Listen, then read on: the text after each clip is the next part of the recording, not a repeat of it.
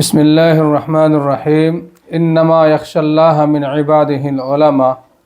وقال النبی صلی اللہ علیہ وسلم اتخذوا رؤوسا جہالا ضلوا فضلوا وقال النبی صلی اللہ علیہ وسلم العلماء ورثۃ الانبیاء ان الانبیاء لم یورثوا درہما ولا دینارا فمن اخذ بحظ وافر۔ صدق اللہ العظیم۔ بزرگوں، اللہ کے نبی صلی اللہ علیہ وسلم نے فرمایا کہ قرب قیامت میں علماء آہستہ آہستہ اٹھتے چلے جائیں گے۔ جو عالم اس دنیا سے جائے گا ان کا مقام کوئی دوسرا آدمی نہیں لے پائے گا۔ علم ایک دم سے ختم نہیں ہوگا، بلکہ علماء اس دنیا سے اٹھتے چلے جائیں گے، اور اس سرزمین پر سب سے زیادہ اللہ سے ڈرنے والے، اللہ سے خوف کھانے والے جو لوگ ہیں ان کو اللہ تعالیٰ نے قرآن مجید میں فرمایا انما یخشى اللہ من عباده العلماء، سب سے زیادہ اللہ سے ڈرنے والے علماء ہیں۔ لیکن وہ علماء بھی علماء ہوں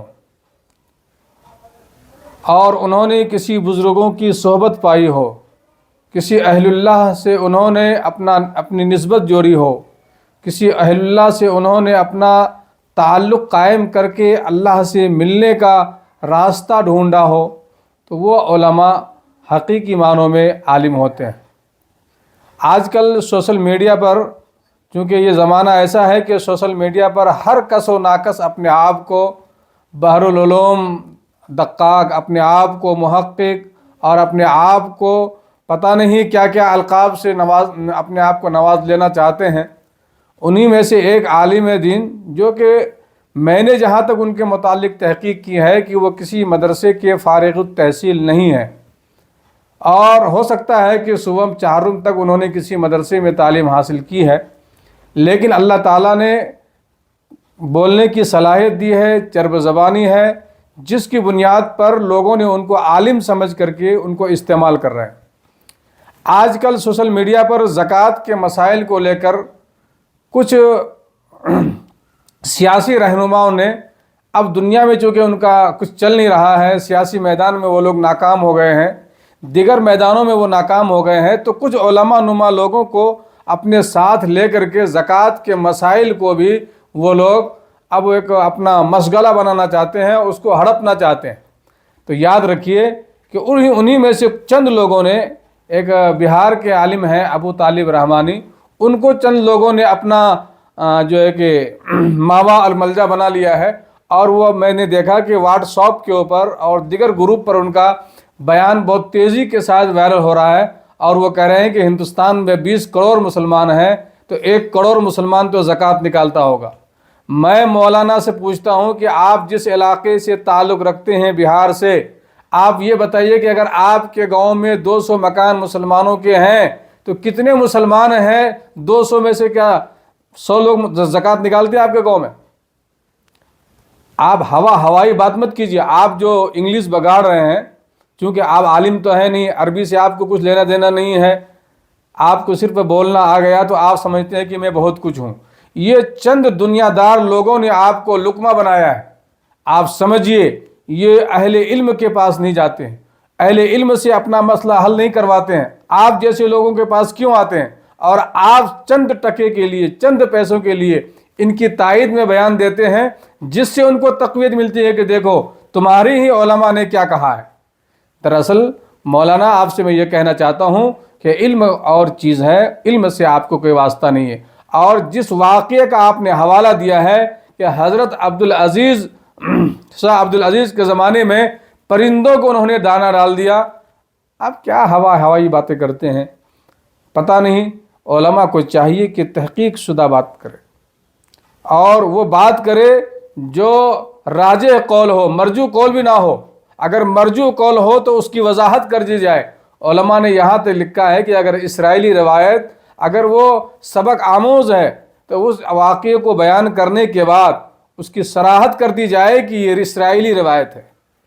جی اس لیے کہ اسرائیلی روایت کے بارے میں علماء نے لکھا ہے، صاحب جرح و تعدیل جتنے علماء ہیں سبھی نے لکھا ہے لا نصدق ولا نکذب، نہ ہم اس کی تصدیق کرتے ہیں نہ ہم اس کی تکذیب کرتے ہیں۔ جی آپ کو چند ڈاکٹروں نے، چند سیاسی لیڈروں نے آپ کو اپن جو ہے کہ اچک لیا ہے اور آپ ان کے اشارے پر کام کر رہے ہیں۔ آپ کو معلوم ہونا چاہیے کہ یہ ہندوستان میں اگر اسلام باقی ہے تو اس کا واحد ذریعہ اور واحد راستہ مدارس اسلامیہ ہے، اور یہ مدارس اسلامیہ نہیں ہوتا تو یاد رکھیے آپ جو آج کرسی پہ بیٹھ کے ٹر ٹر کر رہے ہیں نا، آپ کے اندر بھی وہ صلاحیت پیدا نہیں ہوتی، آپ بھی کسی لائق نہیں ہوتے۔ آپ نے جو عربی دوم یا عربی سوم خانقاہ رحمانی منگیر میں پڑھا ہے، آپ نے انہی مدارس کا نتیجہ ہے کہ آپ کسی قابل بنے۔ لیکن نئے مسائل پر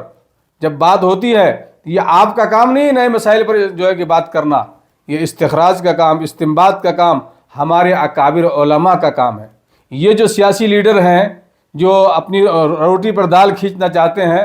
آپ کو معلوم ہونا چاہیے معارف القرآن کے اندر مولانا ادریس کاندھلوی رحمۃ اللہ علیہ نے انما الصدقات للفقراء والمساکین کے تحت کیا لکھا ہے؟ لکھا ہے کہ وہ ادارے جہاں صرف محض دنیاوی تعلیم دی جاتی ہے وہاں پر زکوٰۃ دینا جائز نہیں ہے۔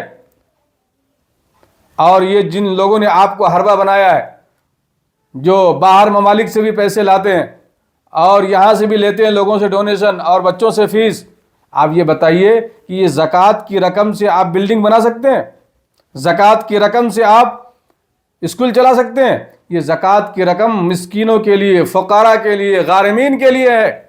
یہ سیاسی لیڈر لوگ آج ان کی ہوا کہیں نہیں چل رہی ہے تو آج یہ لوگ دین کے اوپر بھی ڈاکہ ڈالنے کے لیے بیٹھے ہوئے ہیں۔ تو ان کو اگر بہت دین کا درد ہے تو میں ان سے کہتا ہوں کہ پہلے ایک ادارہ قائم کرو،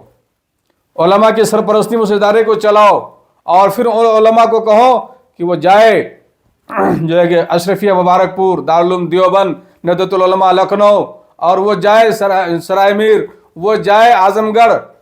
جتنے مکتب فکر ہیں وہ جائے جامعہ سلفیہ، وہاں کے علماء سے اپنی تصدیق کرائے کہ میں اس نہج پر مدرسہ چلاتا ہوں، کیا میرے مدرسے میں زکوٰۃ ہم لے سکتے ہیں یا نہیں لے سکتے ہیں؟ یہ تمام مسالک کے لوگ جب آپ کو کہہ دیں گے کہ ہاں آپ دین کا کام کر رہے ہیں، اگرچہ نظریاتی ہمارا اختلاف ہے، فروعی مسائل میں ہمارے اختلاف ہیں، اور وہ اختلاف قیامت کی صبح تک ختم ہونے والے نہیں ہیں، لیکن ہم یہ جانتے ہیں کہ ہم اختلاف کرتے ضرور ہیں لیکن ہم مخالفت نہیں کرتے ہیں۔ اگر ہم علماء بریلوی سے یا ہم علماء غیر مقلد سے اگر ہمارا اختلاف ہے تو وہ اختلاف حدود شرع کے اندر ہے، ہم نے اس اختلاف مخالفت میں نہیں تبدیل کیا ہے۔ اختلاف الگ چیز ہے، مخالفت الگ چیز ہے۔ یہ دنیا دار لوگ پینٹ شرٹ پہن کر کے سمجھے اور دنیا کا چولا اوڑھ کر کے علماء کے آڑ میں آ کر کے آج کل یہ لوگ دین کو بھی بدنام کرنا چاہتے ہیں۔ تو میں ابو طالب رحمانی سے کہنا چاہتا ہوں کہ آپ جس شہر میں رہتے ہیں کلکتہ کے اندر، وہاں بھی بڑے بڑے اکابر علماء موجود ہیں۔ یہ وہی شہر ہے جہاں سے الہلال پرچہ نکلا کرتا تھا، یہ وہی شہر ہے جہاں سے البلاغ نکلتا تھا، یہ علمی شہر ہے، آج بھی وہاں اہل علم موجود ہیں۔ آپ کو چاہیے کہ آپ وہاں کے اہل علم علماء سے رابطہ کیجیے، منمانی باتیں مت کیجیے۔ اگر آپ کو اکیلے بات کرنے کا شوق ہے تو پہلے اس مقام تک پہنچیے۔ فتاوی شامی سے مسئلے کو کیسے نکالا جاتا ہے، عالمگیری سے مسئلہ کیسے نکالا جاتا ہے، تتار خانیہ سے کیسے نکالا جاتا ہے، سمجھے، بدائع صنائع سے مسئلہ کہاں کس نوعیت کا کہاں اس کو بولا جائے گا، یہ تمام چیز پہلے سیکھیے، اس کے بعد اکیلے گفتگو کیجیے تو آپ کو کوئی منع نہیں کرے گا۔ اگر آپ کے اندر صلاحیت اور آپ کے اندر وہ مادہ نہیں ہے تو آپ پہلے اپنے بیان کو کسی معتبر عالم سے ان کی تصدیق کرائیے اور اس کے بعد آپ بولنے کی کوشش کیجیے، ورنہ آپ نے جس میدان میں قدم رکھا ہے یہ بہت پرخار میدان ہے، اور آپ جو کہتے ہیں کہ میں حق بولنے کے لیے تیار ہوں، تو آپ جن لوگوں کے بازو میں بیٹھ کر کے حق بولنے کے لیے تیار ہیں نا، پہلے ان سے پوچھیے وہ کیا کر رہے ہیں اور ان کی نوعیتیں کیا ہے اور ان کے کام کیا ہیں۔ جی اللہ تعالی ہم سب کو جو ہے کہنے سے زیادہ عمل کی توفیق عطا فرمائے۔ یاد رکھیے اللہ کے نبی صلی اللہ علیہ وسلم جب معراج میں گئے تھے اور معراج کے موقع پر جب آپ کو جنت اور جہنم کا سیر کرایا گیا، آپ صلی اللہ علیہ وسلم کو دکھایا گیا ایک شخص ہے कैंची से अपनी ज़बान को काट रहा है।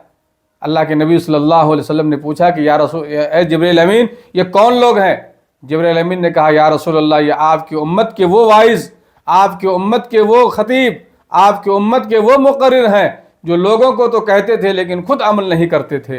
तो कहीं हमारा हशर उनमें ना हो, लिहाजा ये फ़िक़ही मसाइल हैं और जदीद दौर के मसाइल हैं, समझे। इसलिए आपको